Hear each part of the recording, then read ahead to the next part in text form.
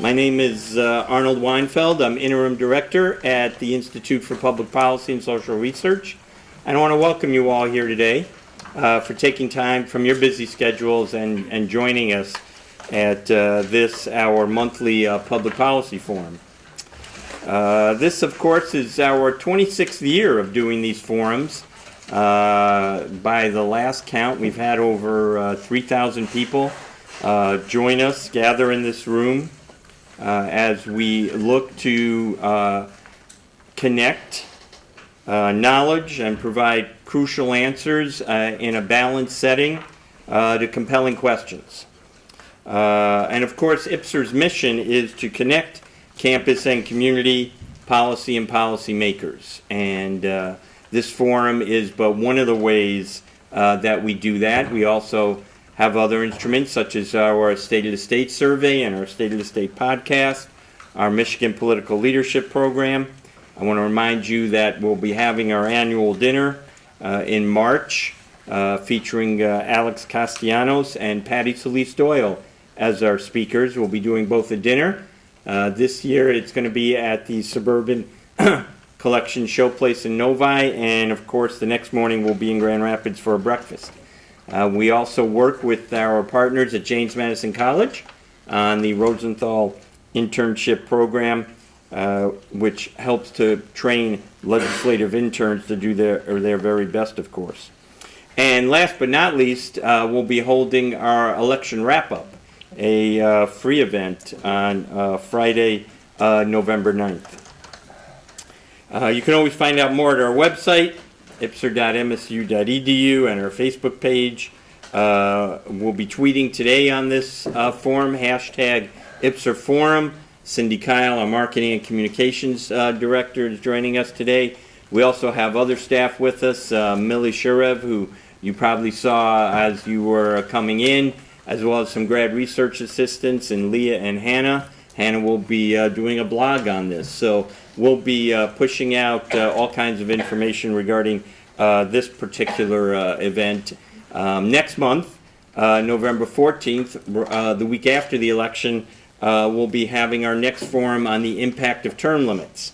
And so pretty timely, given that this is the 20th anniversary of the first class of term-limited legislators to leave the legislature, and of course being 1 week after an election when we'll be electing more than 60 new legislators, both from the House and Senate. So please join us then as well.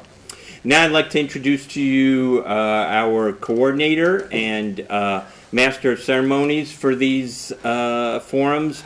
Been doing this for so many years in such a professional manner, always bringing people together. Anne-Marie Schneider.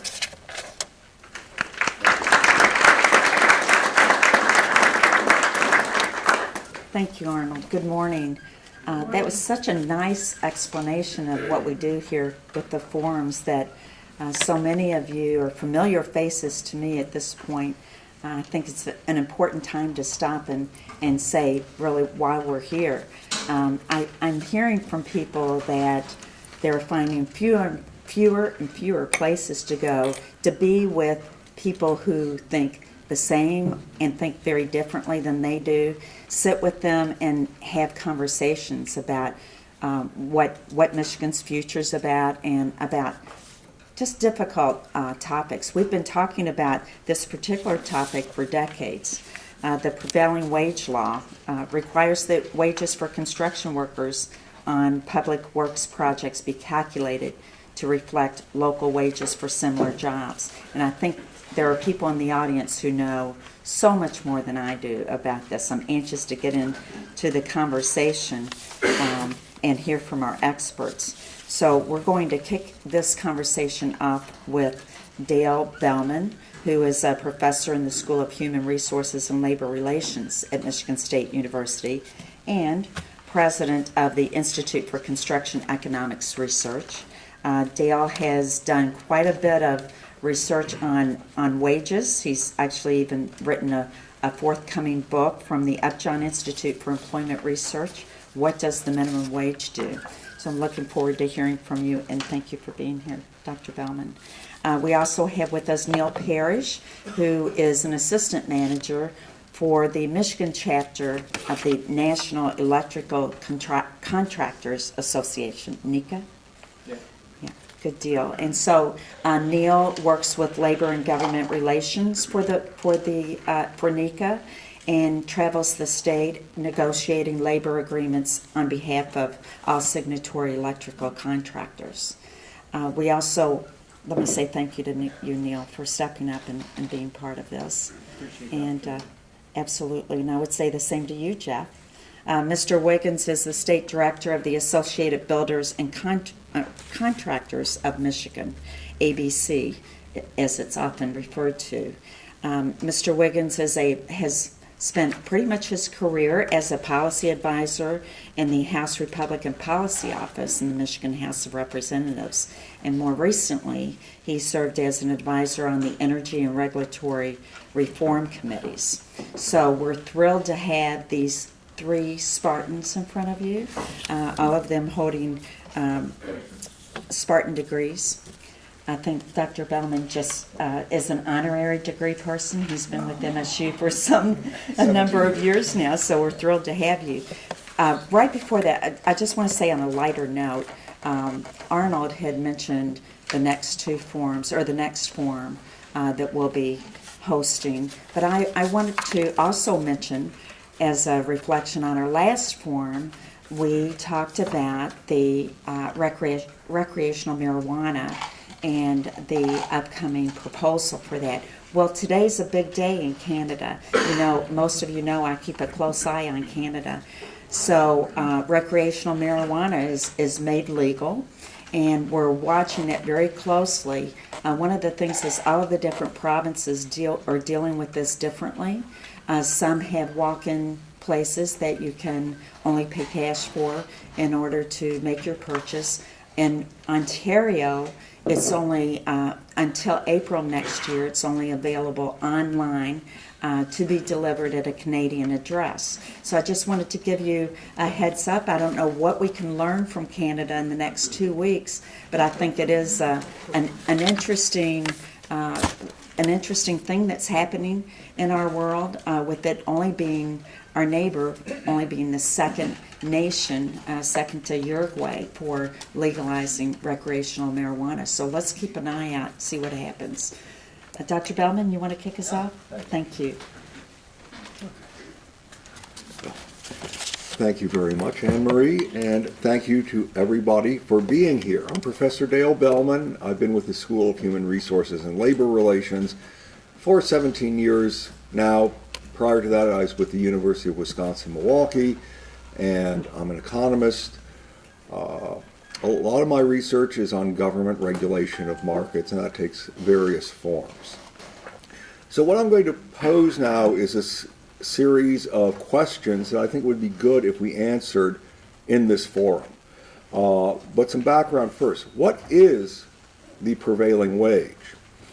And a prevailing wage in general is the requirement that craft workers working for public employers be paid the same in terms of wages and benefits as equivalent craft workers working for private employers. And equivalent means both that they're in the same trade, occupation if you will, and that they're doing equivalent work. So you're not comparing a residential electrician with an industrial electrician with the prevailing wage.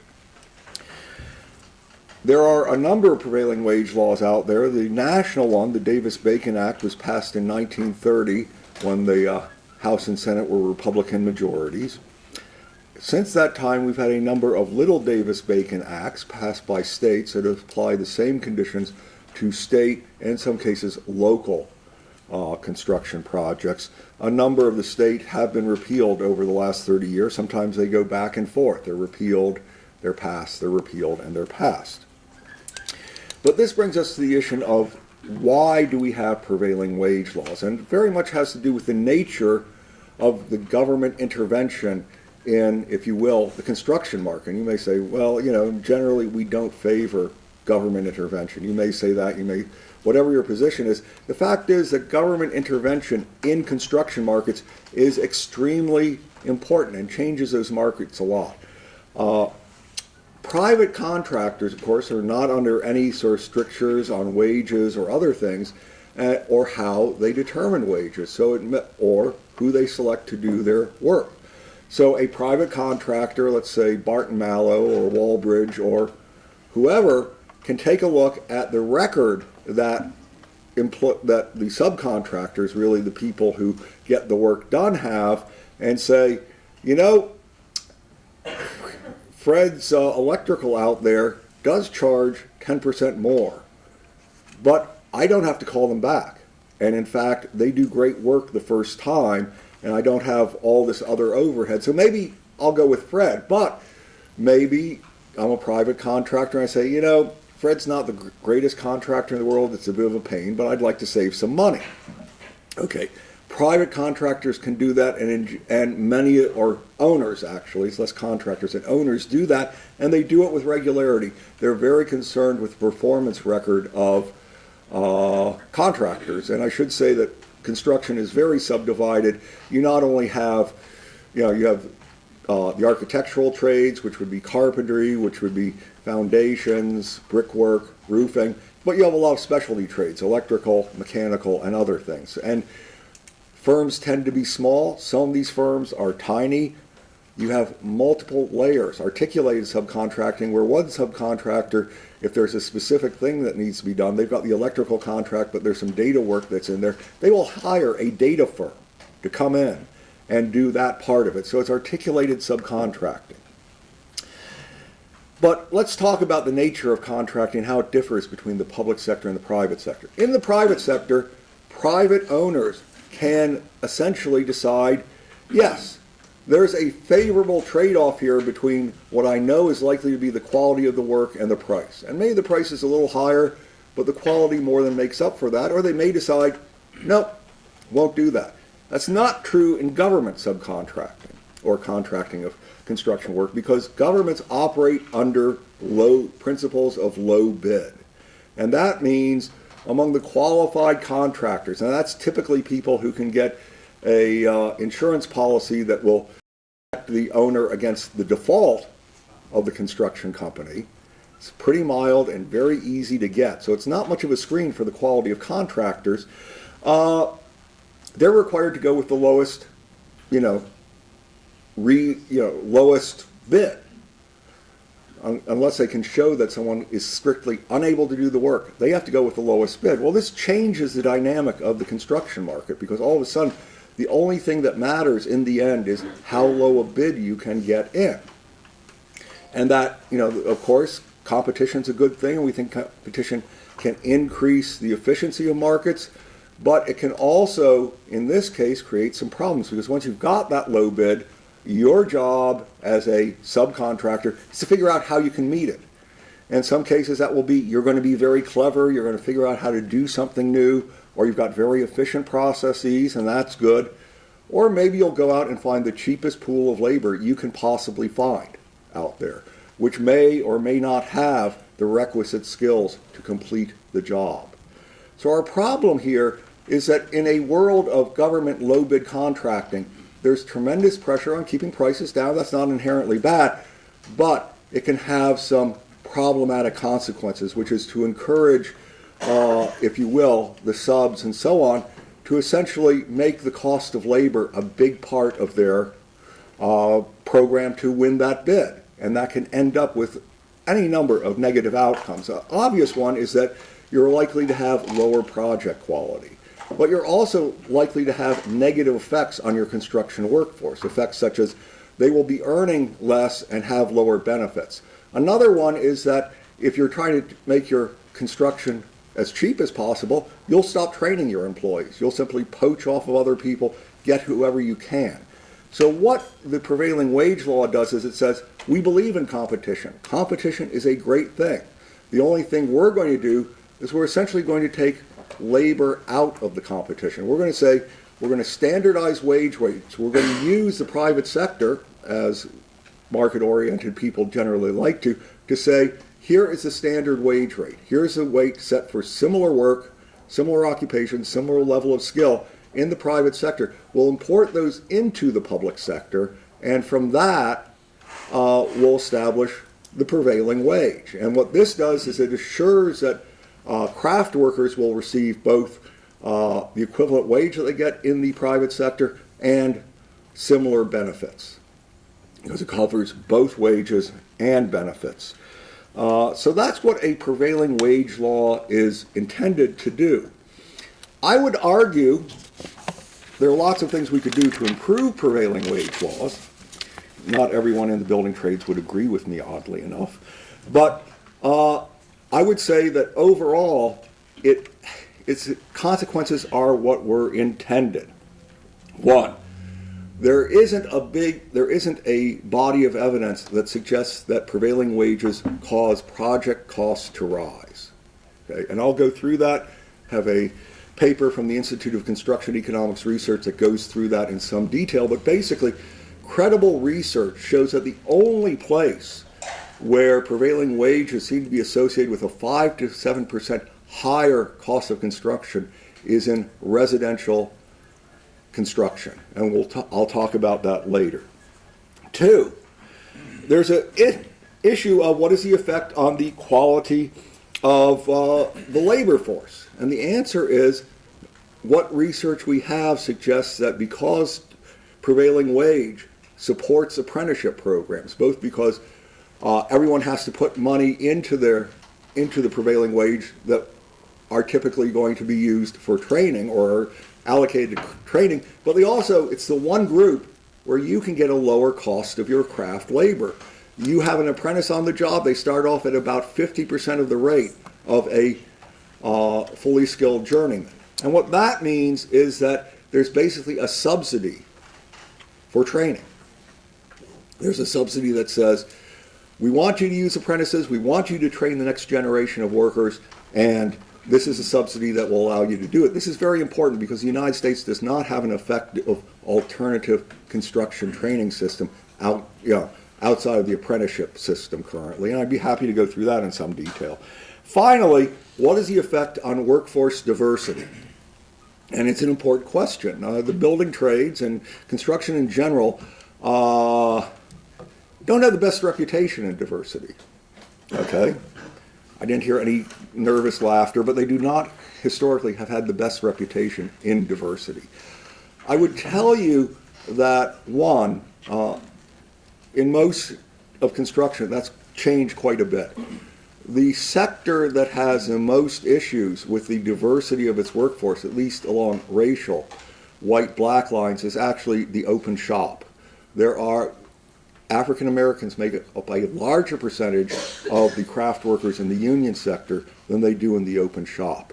More to the point, there is no statistical evidence, and again, this is some research I've done, that suggests that your race has any effect either on the likelihood that you're a construction worker, controlling for other factors, or on that you as an African American would choose construction less frequently as among the various careers.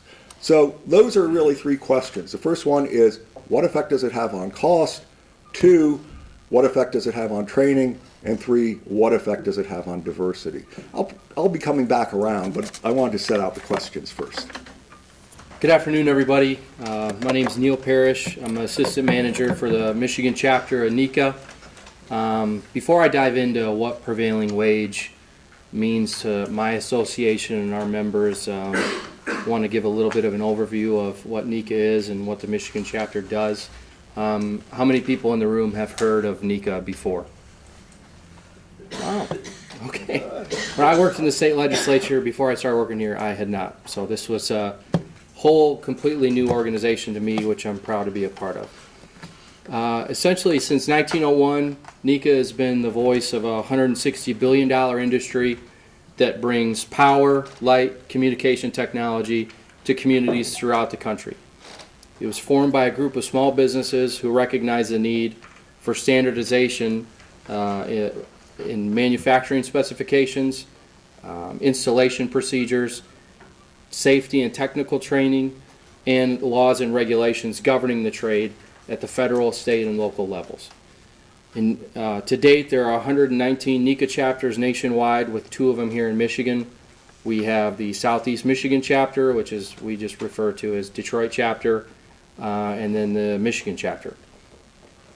Michigan chapter was founded in 1944, and currently we represent 73 small businesses in the electrical trade. Our members are located and work all throughout the state, everywhere from Kinderhook Township all the way down at the bottom there in Branch County, up to the very tip of the Upper Peninsula in Eagle Harbor Township in Keweenaw County. Our organization holds letters of assent to represent all signatory electrical contractors, not just NECA members, but all signatory electrical contractors during labor negotiations and grievances with our counterpart, the International Brotherhood of Electrical Workers. I'm the rep for contractors that work in jurisdictions corresponding with IBEW Local 131 in Kalamazoo, Local 557 in Saginaw, and Local 948 in Flint. I apologize, it's kind of hard to see, but historically our relationship between NECA and IBEW has been extremely amicable, especially compared to other union trades. Quite frequently, we're lobbying side by side on legislative issues that affect our industry. Most recently, that issue was the repeal of the prevailing wage law in Michigan. I want to go over a couple things. Why Michigan needs a prevailing wage law.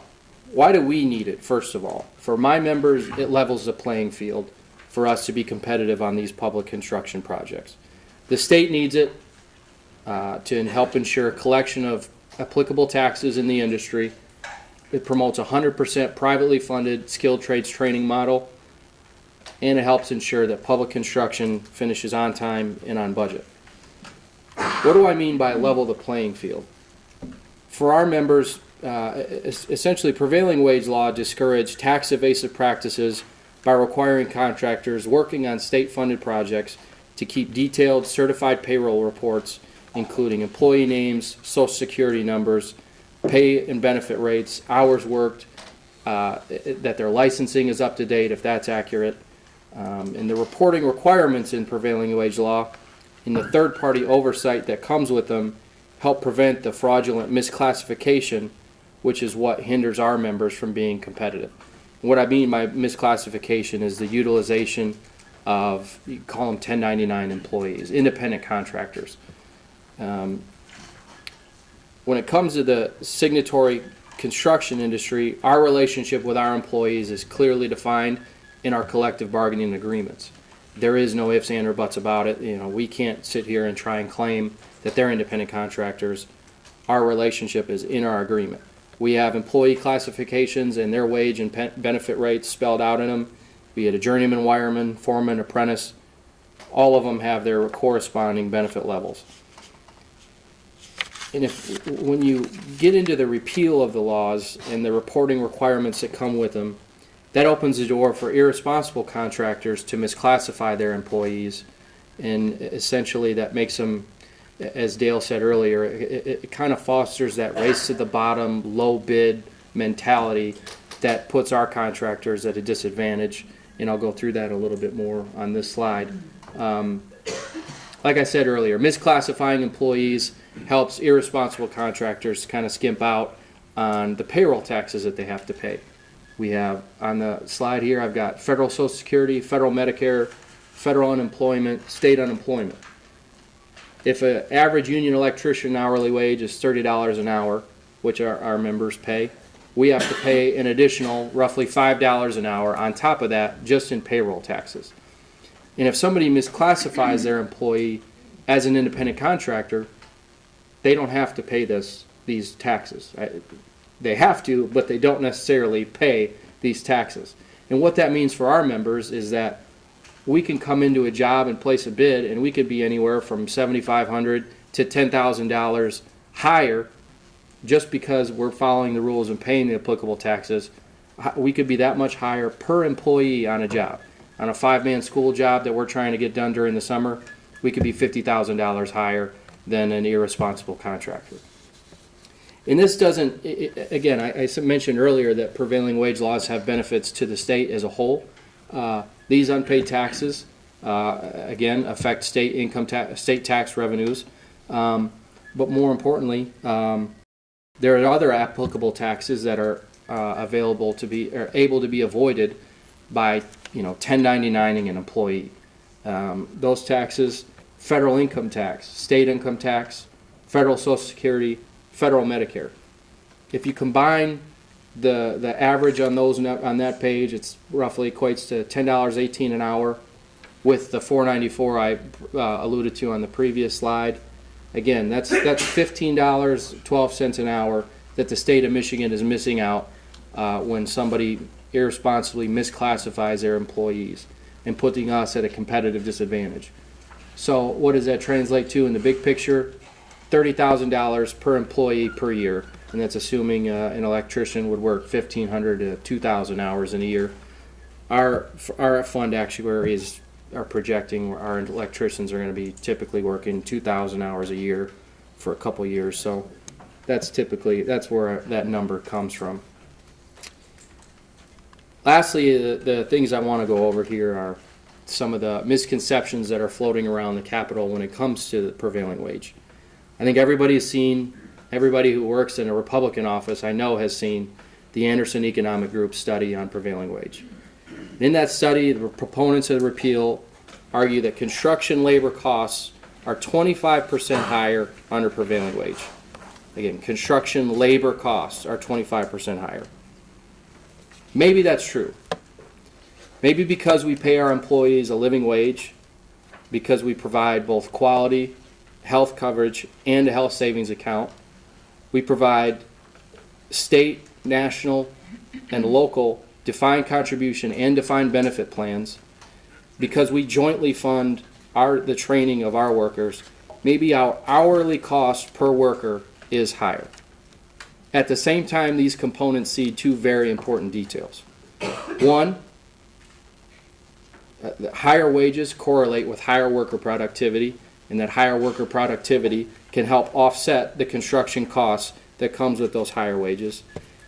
And two, to reach that conclusion that construction labor costs are 25% higher under prevailing wage, they did not consider changes, i.e. decreases, in worker productivity when prevailing wage laws are absent.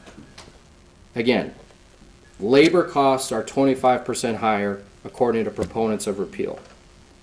But what they have failed to prove is that total construction costs are any higher, and the reality is that there is no statistically significant increase in construction and public construction costs when you have a prevailing wage law in place versus when those laws are repealed. I just thank you for the opportunity to be here, and that's all I have, and I'll be happy to take any questions when it comes to me. Well, good afternoon. As Anne Marie said, my name is Jeff Wiggins. I am the State Director of the Associated Builders and Contractors of Michigan. I thank you for coming out today to hear what we all have to say, and I thank our panelists for being here as well. I guess to touch on what the professor defined prevailing wage as, to kind of go further into that, there are 24 states now that do not have a prevailing wage. Obviously, 26 that do. But what most people tend to leave out when they're describing the prevailing wage is that Michigan, up until recently, was one of only 6 states that used the local union agreement to define that prevailing wage. You see different hybrid systems throughout the country in the states with the prevailing wage. In fact, Federal Davis-Bacon doesn't even go as far as to use that the local union wage. So when we hear that the wage represents the rate for a local community, whether it's a county or a region, that's not necessarily taking into account the folks that are not privy to that local union negotiated contract. And why is that important? It's important because more than 80% of the construction workforce is not affiliated with a union. So when these wages are set, and I won't deny the 25% higher labor costs from the Anderson Economic Report. When these wages are set, the only people that are at the table are the union workers, the union themselves, and the folks forming this agreement. There are no local officials, no form of representation of government. Local citizens, the ones that will be paying for these public construction projects, aren't included in these negotiations. So you essentially have about 15 to 17% of the construction workforce setting this prevailing wage rate in the state of Michigan. And that was essentially one of the reasons why the Associated Builders and Contractors of Michigan was formed in 1962 here in Michigan. And it was from the perspective that contractors, which at the time made up obviously less than 80% of the non-union workforce, it was more of a, I believe it was 35 to 40% were union, they felt that the statutes at the state level were being written in a way that discouraged competition, that gave special treatment to certain individuals, and was keeping them from winning contracts and bidding in a fair and open market. And so that's where we get the term merit shop. That's what our members describe themselves as a merit shop philosophy, which is, you compete in the open market, and, best person for the job at the best quality price wins the day. That's how it operates in every other aspect in our society, in almost every other industry. It's only in that small bubble of government construction where we see this, we would argue, significantly inflated wage rate for this particular type of work. Now, there was a 2012 economic census, and I think the numbers have been updated since then, but the amount of public construction statewide is anywhere between 14 to 20%. Now that's just public construction. Take into account that local units of government, almost all local units of government, I would say there's about 2 or 3 dozen local units of government that have their own prevailing wage law. Almost all local units of government don't have a prevailing wage law. So you take that amount out of that public construction number, you're getting down closer to 10%. And so what we're really talking about here is 10% of the work statewide is required to pay this mandated wage rate for some reason. Obviously, some say it's increases quality, increases safety, unfortunately, studies from around the country, whether it's in Ohio, whether it's in West Virginia, whether it's in California, whether it was in Michigan, saw no effect on quality or safety when it came to reviewing work done that wasn't prevailing wage. So I mentioned those 4 states. In Ohio, they repealed their prevailing wage law on public school construction, and that's what most prevailing wage work is. And that's a vast majority is school construction. So when you see these studies, they tend to focus on the school construction. Ohio repealed their prevailing wage law on school construction in late 1998, and they were mandated to do a study funded by the state to find out if they saved money, if quality was affected, and if safety was affected. The study determined that over about a 4.5-year period, up until 2002, they saved almost $500 million and had no impact and no noticeable impact on the quality or the safety of the construction projects. Now, it's been said before, all right, we always point to the Ohio study.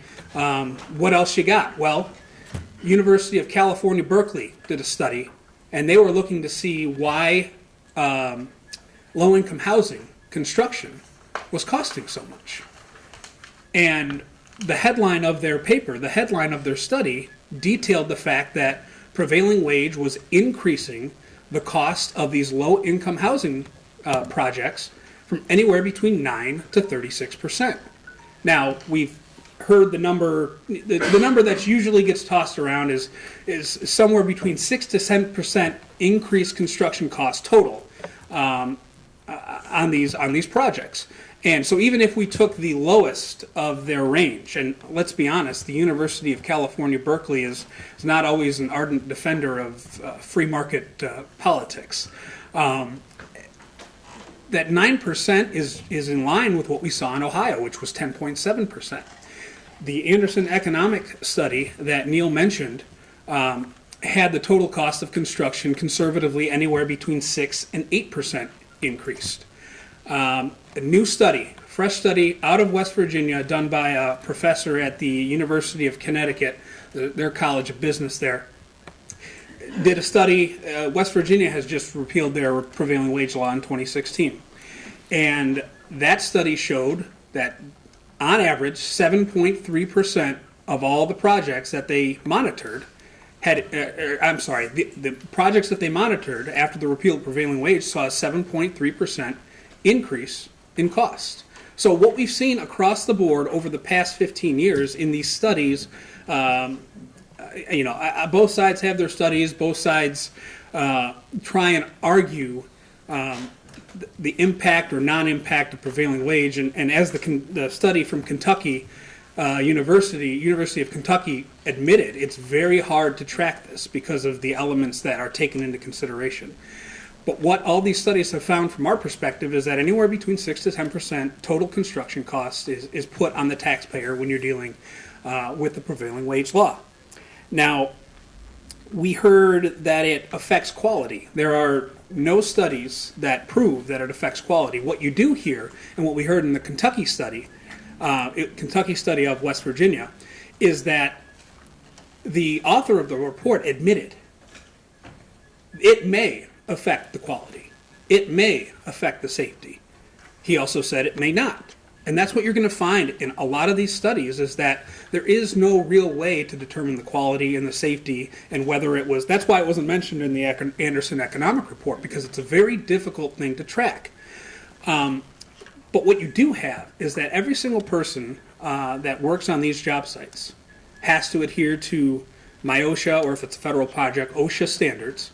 They have state construction codes that must be adhered to. They have training requirements for certain industries. So you have these set levels of quality and safety that need to be taken into consideration when you have bids on these projects. And I will argue that, many union contractors, union workers do a fantastic job at training their workers. They do a fantastic job of maintaining safety standards. I would argue our members, ABC members, do the exact same thing. And what you tend to hear when you hear about, Neil had mentioned irresponsible contractors, he's absolutely right. There are irresponsible contractors out there. There are irresponsible and unsafe workers out there. That's why we have safety standards. That's why we have quality standards. And if you want to win bids on projects funded by the government, you have to meet those standards. And the standard of these companies applying for these jobs needs to be high. That's why we have a high pre-qualification standard at the state level. Everybody's got to meet that standard. And so when everybody has to meet a certain standard, we then get down to, then why is the cost higher if everybody's meeting a standard? And we start to see that and it's kind of why ABC was founded. I'll go back to it. We saw it as a set rate that was sort of protectionist, and it goes back to, like I said, it goes back to the founding of our association. Now, another thing that comes into play, even if all costs are the same across the board, all quality is the same across the board, the burden, the red tape and paperwork and bureaucracy that was orchestrated by prevailing wage was overbearing for many small and medium-sized businesses. I had a member in town while the prevailing wage discussion was going on, and he was meeting with legislators.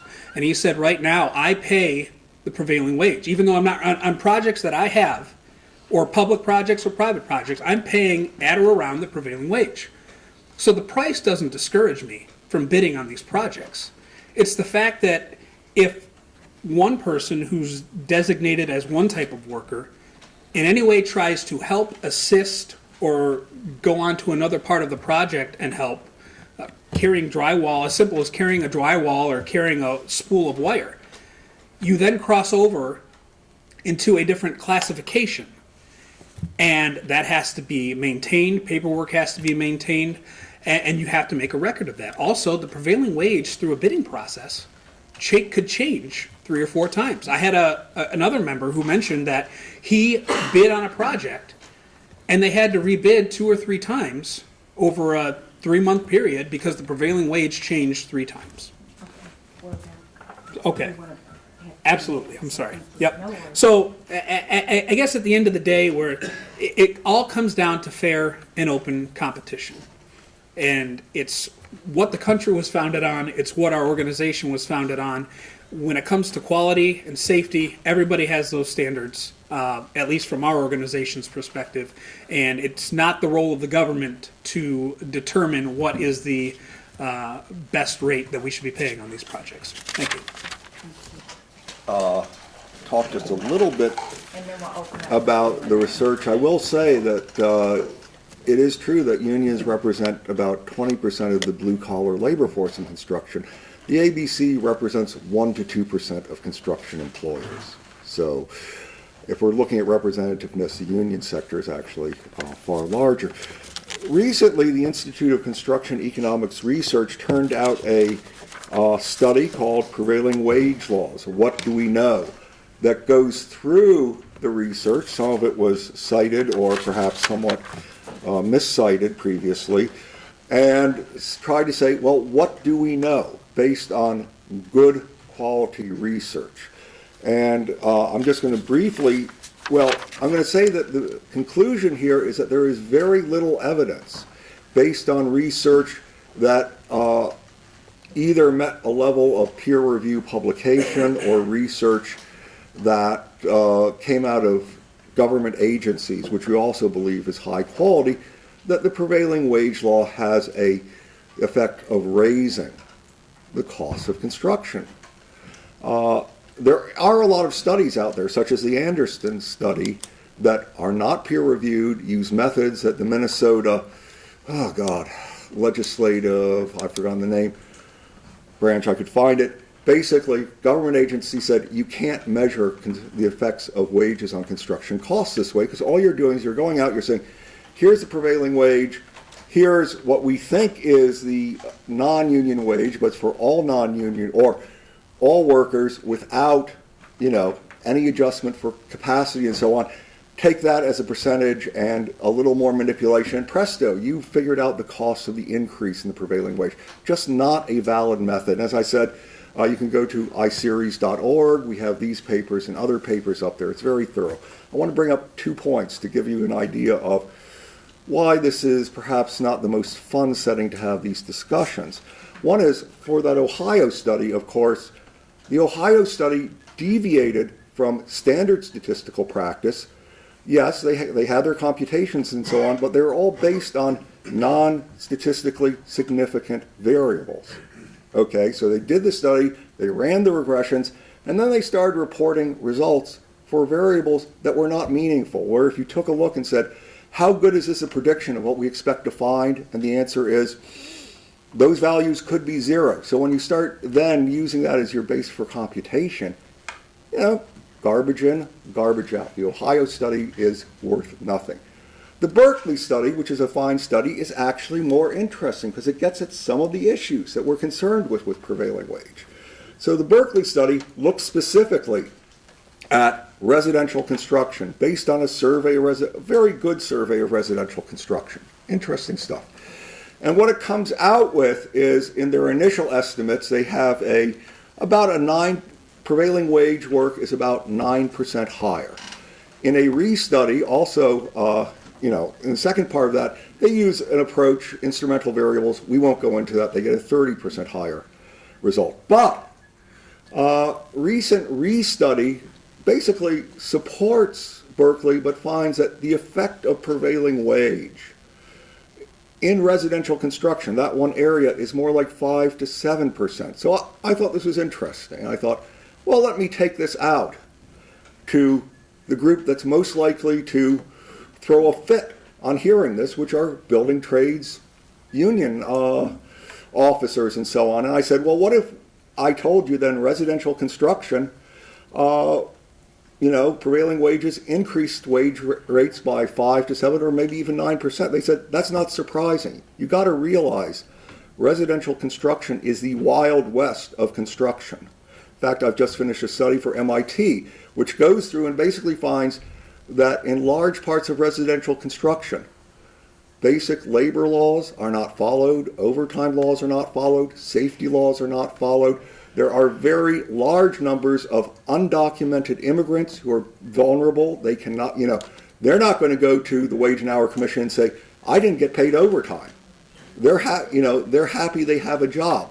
Wage theft is very widespread, number of other things. So the response from union officers, when I took this to them, they said, we're surprised it's not higher given the advantage that non-residential contractors have over us in terms of payment. So for example, one thing Neil brought up was, they save money because they're using independent contractors and frequently they're not paying taxes on them. With some data I have from the Brotherhood of Carpenters, the non-payment of taxes, the use of illegal independent contractors and so on, saves drywall contractors 20 to 50% of their labor cost. So in those circumstances, 5%, 7%, 9%, no one's getting excited about this. This was a group I knew would get excited. They said, yeah, if we're doing that well, we're doing really well in terms of keeping our costs down. So take a look, iCeres, ICERES.org. It's right up on the web. You've got a number of fine papers there, but you'll see what the literature on this says, what the reputable literature on this says.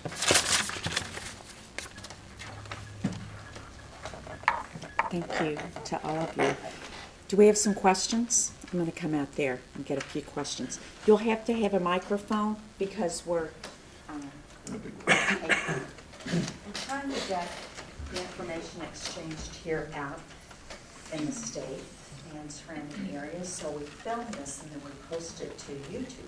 You have a question? Yes, I want to ask the two folks, Mr. Wiggins and Mr. Parrish, do you require your members to have a retirement system for your workers who work for the contractors? And if so, what is the extent of that retirement system, be it 401k or defined benefit or whatever? Excellent question. As far as requiring them goes, is this on? Yes, it is. Yes. Well, through the collective bargaining process, we do pay into.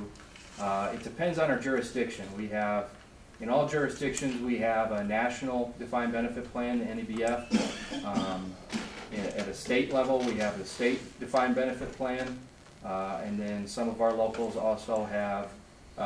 Some have just their own 401k, some have both a 401k, some have an annuity. So all of our employees in all of our agreements have some form of retirement plan. I guess from our perspective, it's a little different because we're set up as a statewide association, much like any other association you see, like the home builders or the restaurant association. But yeah, I would say we don't have a requirement in the ABC of Michigan bylaws, but I haven't come across a member that doesn't have a defined benefit or defined contribution plan in place for their employees. Unless your members are very different from a number of very large open shop construction employers, I can't believe that. I've done studies of the construction of nuclear plants down in Georgia and in South Carolina. I have their wage rates, I have their benefit rates. And the standard in the open shop sector is that you do not provide benefits. You provide, in this very elite part of construction, you provide high wages. They're in charge of their own benefits. There's no health care and there's no formal pension plan. So I'd be very surprised if your members actually provided that. but there is Department of Labor 599 information where we could check that. All right, well, you cited 2 states that aren't Michigan, and I represent Michigan. And you also mentioned that our members make up 1% of the entire open shop market. So I would think your numbers are. I actually said they made up 1% of construction employers. No, City of Warren. Oh, it's so close. We have a local ordinance that has a prevailing wage, but it was tied to the state statute. Statute's been repealed. So we have nothing right now. We're trying to come up with some alternatives to amend our local ordinance. Any suggestions? Yes, I'm working on some projects which is about best value contracting. And again, we can separate out prevailing wage from union. They're distinct. There are lots of very fine open shop contractors who are happy to be prevailing wage contractors because those tend to be very profitable jobs. But for example, and the courts, the Cincinnati Circuit Court found in a case that it was legal for a jurisdiction, it may have been Cincinnati, I think it's their water authority, to put requirements on contractors that required that they pay something that essentially looks like a prevailing wage, and they have involvement in registered apprenticeships programs and so on. I can certainly send that to you. They're interesting cases. I think it's a good thing for municipalities because you benefit. You get the workers in your jurisdiction getting training through apprenticeship programs. You get the higher, you realize the benefits of the higher wages. And as I said, there really isn't a body of research that says that has a negative effect on your cost of construction. So currently we have a shortage of labor force.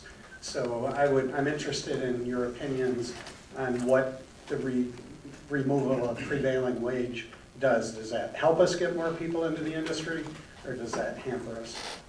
I guess I would say from our perspective, the biggest problem with our construction workforce is not the prevailing wage law.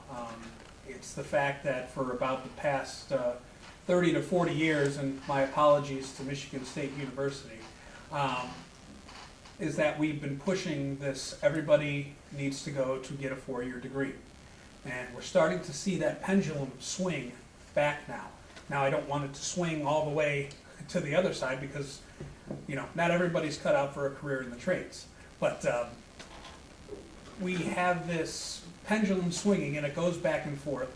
And it needs to land right in the middle where students in high school have the opportunity to pursue these high-quality, high-paying jobs in the trades with little to no student debt, because obviously everybody learns differently, and we got to provide these options to them. So I would say it starts at the younger level. We need to continue asking kids what they want to be when they grow up, not when they get to high school, start asking them where you're going to go to college. And I was going to say, to the prevailing wage point, like I said earlier, when you break down the numbers in the 2012 economic census that I mentioned, it's right around 10%. So if you told the average person going into the trades isn't sitting there thinking every 10th job I'm going to get paid the prevailing wage rate, there's no evidence out there that says people are considering that prevailing wage rate when they're heading into the field. And if they are a member of a union, like I said before, the prevailing wage rate is the union negotiated rate. So if you go into a union, you'll get that rate. So, which is confusing to me because like only 16 to 17% of the workforce is made up of that. So if you want that higher wage rate, I think more people would go there. Questions?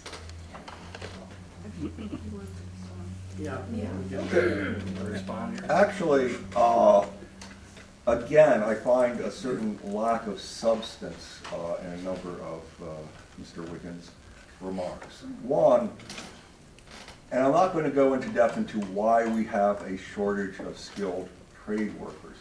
One thing that's clear is that as the union sector has contracted, the unions have first-rate training programs. They have apprenticeship programs. Even bricklayers have a 3-year apprenticeship programs. Electricians, it's 5 years. plumbers and pipe fitters, also 5 years. There are extensive programs, and when you come out of there, you're at a point where your foreman, who's also a member of the union, is not there showing you what to do or other things. They're bringing the crew together, pointing out what needs to be done, and the crew is largely self-directed. The contrast is, however, on the other side, there is little to no effective construction training. I've done some studies using Department of Education data, and the number of individuals going through community colleges in construction programs, electrical programs, pipe fitting programs, plumbing programs is tiny compared to our needs. So if you don't go through a union program, and it is admitted that NCCER out of Florida has a week program which is associated with the ABC. Become an instructor in that program, you have to review 40 hours of PowerPoints. So it's not a high quality program, whereas in Michigan, well, anywhere, the IBEW program has meetings every summer for a week where the trainers go through a week of training, they write essays, they do this for 4 years before they're certified as a trainer. So the bottom line is that we basically walked away from construction training. We had a union system, it's pretty much, it's much smaller, it's still good, it's much smaller, but you know, if we're going to get a capable construction labor force, we're going to have to find a way to increase the amount of training, and currently the only effective training system is the union system. And one testimony to this is when I was doing some congressional testimony on project labor agreements, I found that a number of the other people who are testifying for non-union had come through a union electric or different union programs. They had gotten their training on the union side, then they decided to go into the open shop. That's not uncommon. Thank you. Yes, I think earlier one of the speakers alluded to the issue of diversity in the union trade arena, which has been of interest to me for some time and pretty apparent. In terms of the prevailing wage, does that have either a positive or negative impact on improving diversity? Has that been one of the reasons that minorities in particular have not been able to get in historically? And is there any change that appears to be there? Okay, seeing I've got some research that's coming out on this. Bottom line is that if we go back, use monthly surveys of the labor force and look at the issue, do state prevailing wage laws have a negative impact on African American participation in construction craft work? The answer is, if you set up a very simple model, which basically its only its major explanatory variable is whether a state has a prevailing wage law or not, you're going to find that there's a strong negative impact. That states that do not have, or states which have prevailing wage laws, have a lower proportion of African Americans in their construction labor force than states that don't. However, if you control for the proportion of African Americans in the state's labor force, that goes away. I mean, I do some much more complicated models, and there are some pieces. I found one piece of prevailing wage laws, thresholds, which is what is the minimum amount that qualifies a project to be covered by prevailing wage, which has a modest negative effect on African American participation. But as I said previously, we've had this very unanticipated, if you will, change over the last 40 years. The building trade's historically very white, very insular, but for any number of reasons, and it doesn't extend to every trade, but most of them have kind of gotten woke. They need good, hardworking members, and the other thing is that with unions, once you become a member, once, you know, through affirmative action or whatever, you become a member, what's the first thing you do? You bring your family into that. So at this point, and it's still too low, union building trades are about 7% African American, the open shop about 4%. What about representation of women in skilled trades? My association, American Association of University Women, is very interested in getting women to get into non-traditional professions like the skilled trades that are high-paying, So perhaps you know these statistics on your membership, or you know them overall? I don't have any statistics as far as how many women we have in the unions here, but I know that there is an increase in women in our electrical trade. We actually just had a feature of 2 of our contractors are actually female, and they run the show for a couple of our larger electrical employers.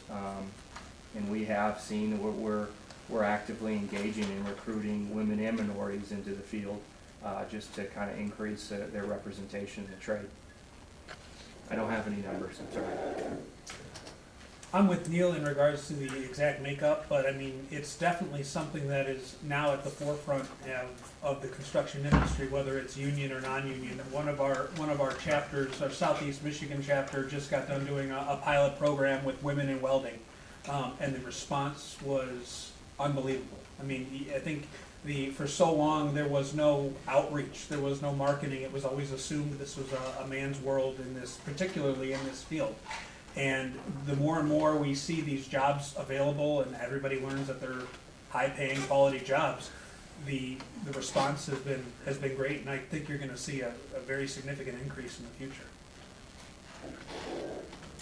I happen to be working on a project for a joint labor management apprenticeship program. And about 5 years ago, DOL changed its apprenticeship regulations to make apprenticeship program, to increase the pressure on apprenticeship programs to better reflect diversity of the labor force. And so I have spent quite a bit of time, because DOL, underfunded, didn't have very good methods for looking at that issue, and sort of say, well, you guys go out and figure out what it should be. So I spent quite a bit of time developing a method that asks the question: what is the availability of African Americans, Hispanics, and women to these different trades on a very specific basis? So Oregon, Philadelphia, some others. And it's actually harder than it looks, because part of the issue is, of course, one, these are great jobs. Okay, so you think that people will be lining up to get them. But 2, there are also jobs that are a little different from going to MSU. They tend to be outdoors. You get hurt a lot. One hates to say that, but you get hurt a lot.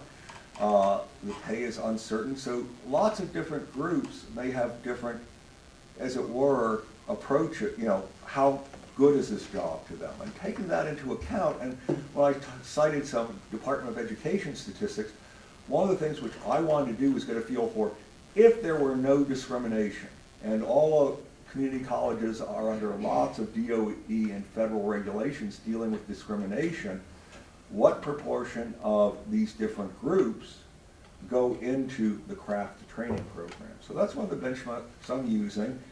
And what I find encouraging, okay, I grew up in a UAW family. I grew up believing that the building trades were the great Satans of the labor movement, but that's kind of an inside joke. But, when I go and I meet with the union officers and the apprenticeship directors, they say, we need this, because we need more diversity, not just because diversity is a good thing, because we need to be able to build up our labor force. And, white boys are not providing the labor force that we need. And so we need this to go back to our members and beat them over the head and say, we now have goals. We have to meet these. Okay, so there isn't a lot of opposition at this point, much less than there used to be. Same statistics as 50 years ago, but I agree. single digits. I agree with that, but I also agree with that in truck drive. And what is the right number? What is the right number? Tell me. More, No, that's not a number. Give me a goal. double it, Double it. Yeah, I think that's probably within range. double it in 5 years. We have a question back here. Yes. For both Mr. Wiggins and Mr. Parrish, given the election coming up, Mr. Wiggins, are you at all concerned if the Democrats take control of the legislature that there will be an attempt to repeal the repeal of prevailing wage. And Mr. Parrish, are you aware of any discussion on that? Or if there is no repeal legislation, would there be another ballot initiative to try to repeal the repeal? I guess my answer will be shorter. If the Democrats take control of the House and the Senate, yes, there is a concern. But that is still yet to be seen.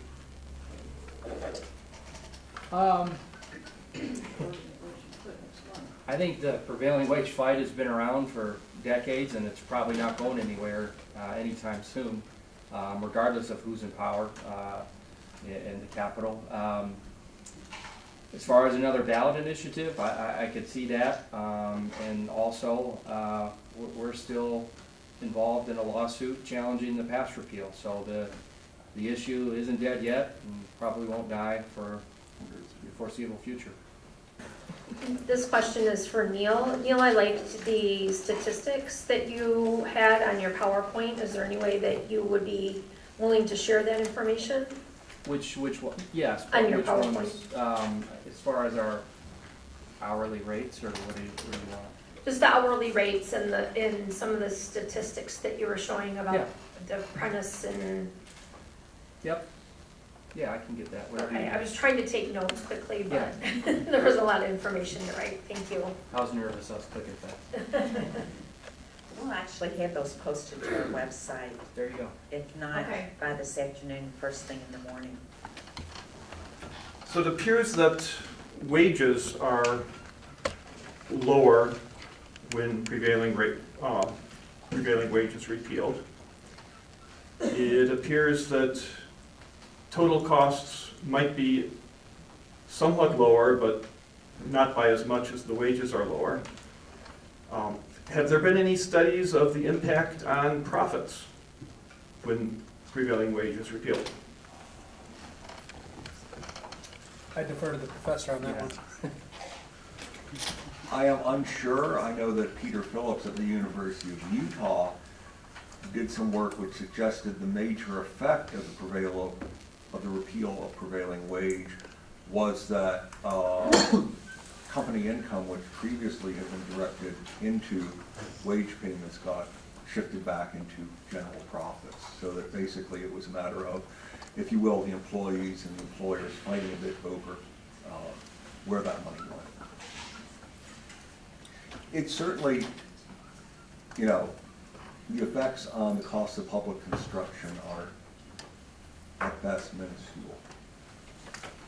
I'd like to ask a question about minority contractors, and also we see in some smaller cities that a larger city contractor will come in and bring in their own people. So could you talk about the impact of not hiring local minority contractors and also not developing enough of a stronger workforce in some of these smaller communities? I think they might be able to address that generally, Yeah. but it's not necessarily prevailing wage. Okay, Anyone well- want to take a stab? Unless someone else wants to go on that. Go ahead. Okay, so, the original intent of the prevailing wage was to encourage the use of a local labor force because it undermined the economic logic of going off to North and South Dakota and hauling in a bunch of people from there who were pretty good workers and very, very low cost compared to New York. But,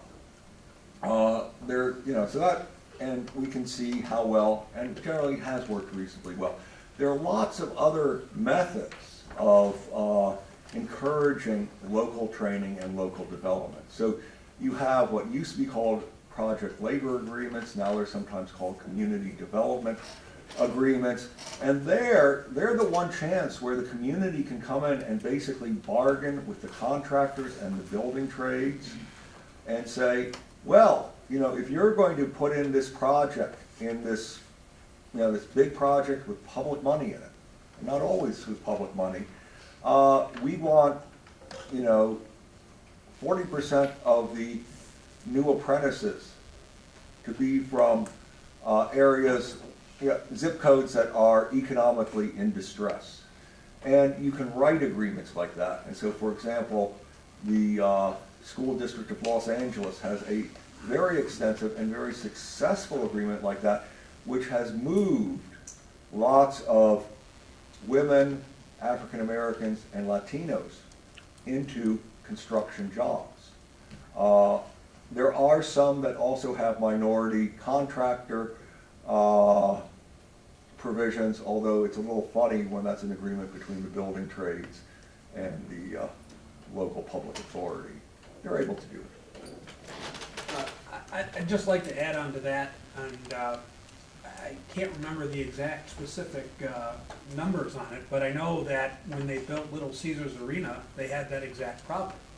They had that type of agreement, and they weren't able to get enough local residents on the project, so I believe a fine was incurred on the project. Now, that's not blaming anyone in that process, but I think it speaks to your question that, and I think that would solve another problem, is in the city of Detroit, where the population is largely majority minority, and you don't have those workers to do the project like Little Caesars Arena. I think there's the market there is prime for the picking if for some of these contractors out there. I know our Southeast Michigan chapter is making great inroads in Southeast Michigan and in the city of Detroit. So yeah, that's definitely a focus of the industry. But their problem is they have no institutional way of doing that. The contractors, you know, the point is you need a contract that's basically going to set a relationship between a body, the public body, and typically the building trades to make certain assurances. Absent the presence of a union or a building trades council, there's no legal way to do that, and you have to depend on the goodwill of the and organization of the contractors. And that hasn't proven to be a particularly viable model. I'd also say I don't know the Little Caesars case. I'd be interested in learning more about it. Most of the modern cases I'm seeing, such as the new stadium in DC, met their goals. It was painful. There was a lot of moaning and groaning, but they met their goals. Question here. We talked about prevailing wages being required through local ordinances, formerly the state prevailing wage law, and at the federal level through the Davis-Bacon and related acts. With the repeal of the state prevailing wage, what percentage of government-funded jobs are no longer covered under prevailing wages? You follow me? So, there's a mixture of funding that usually happens for a job. So, what percentage of those are now not covered under prevailing wages with the repeal of the state law? I want to say what, 90+% of public construction? No, because all federal projects remain. Well, but Yeah, But if we're talking, NDOT jobs Right. are often funded through DOT money, and Right. so they still are covered under they will Davis-Bacon. still be covered. School tends not to be. Correct. At this point. I'm sure there's some other public construction projects where there's not federal money, they'll not be covered. And is there data on the percentage that are no longer covered, or? That could be worked out. Okay, this is perfect, because as is tradition, the panelists get the last word with closing statement. So Dr. Bellman, would you like to kick us off on that?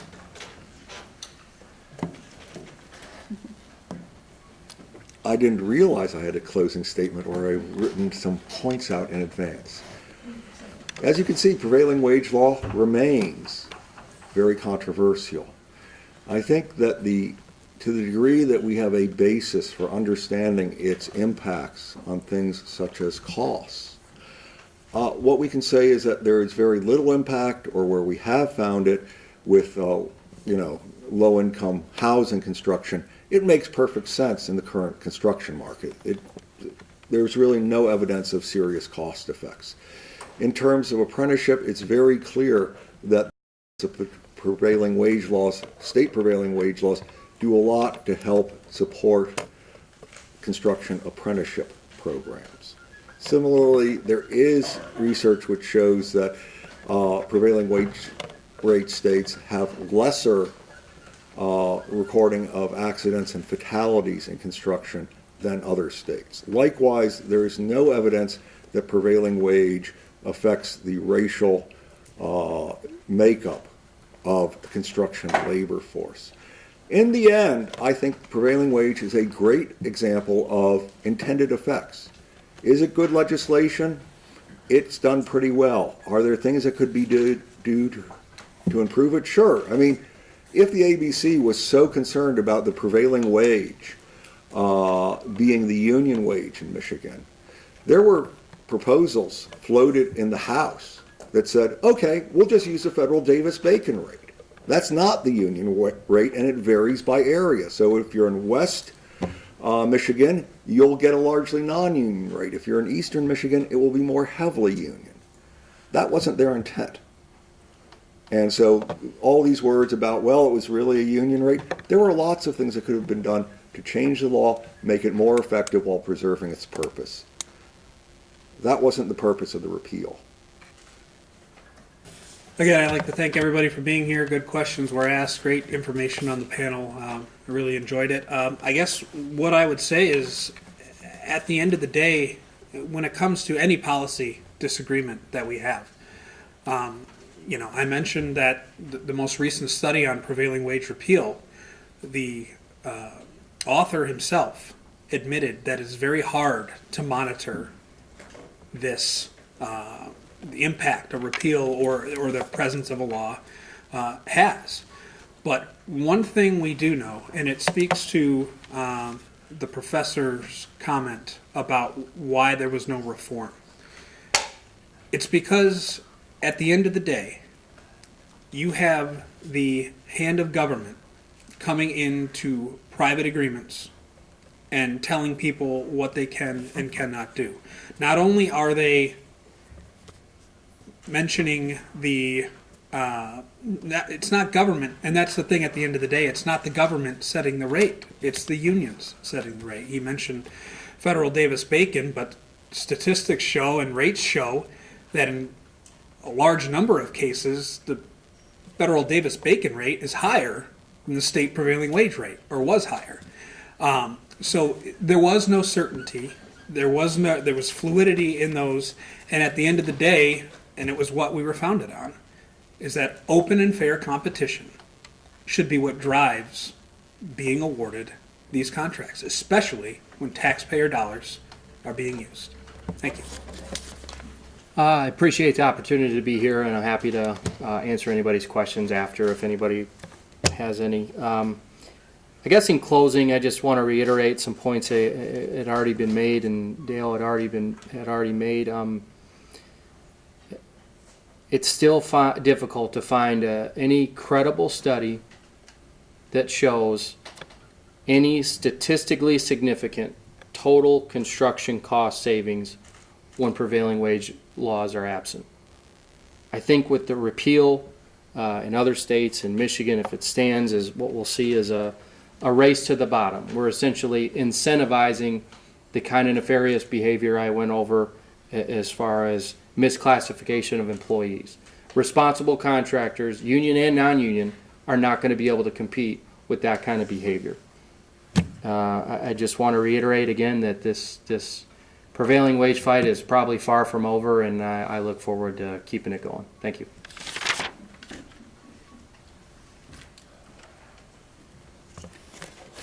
Well, we would agree. One thing that we do enjoy hearing is we need more research, right? So I think we have a number of questions that have come up that we just don't know the answer to. The diversity question is a very important one to us. We talked about training and we talked about cost. Where does that land with the prevailing wage law or without the prevailing wage law? So lots to pick up on. We'll be putting resources as they come in on our website, so you can look at those and share them if you will. The YouTube video will be available in a couple of weeks thanks to Impact Media, who we have a partnership with. So thank you for being here. We have evaluation forms for you to complete. I certainly appreciate you're doing that. Our next forum is November 14th. We're going to be talking about term limits. We thought it would be interesting to talk about term limits right after we bring in 60 new legislators, right? So let's get that conversation going with those folks. Really want to thank you for being here. This is hopefully you'll be able to take away some information that you can share with your colleagues and get the discussion going in your own boardrooms, in your own classrooms, in your own communities. So thanks again. The one thing I would ask you to do is to really give a loud applause for our panelists. This is a tough issue, and they really stepped up. Thank you so much. You're released.